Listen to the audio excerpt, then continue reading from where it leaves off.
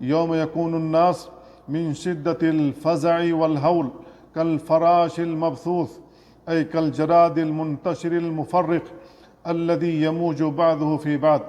قال الإمام القرطبي رحمه الله: فأول حالهم كالفراش لا وجه له، يتحير في كل وجه، ثم يكونون كالجراد لأن لها وجها تقصده.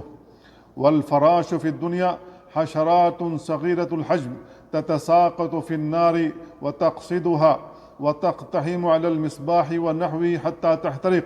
ومنه قوله صلى الله عليه وسلم: مثلي ومثلكم كمثل رجل أوقد نارا فجعل الجنادب والفراش يقعن فيها وهو يذبهن عنها، وأنا آخذ بحجازكم عن النار وأنتم تفلتون من يدي.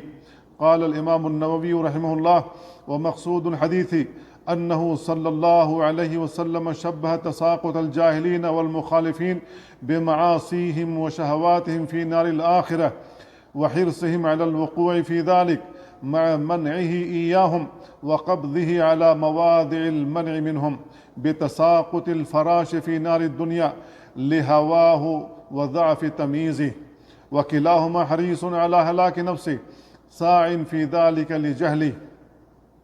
وشبه الله الخلق بالفراش لكثرتهم وانتشارهم وذلتهم، أو لتساقطهم في جهنم كما يتساقط الفراش في المصباح.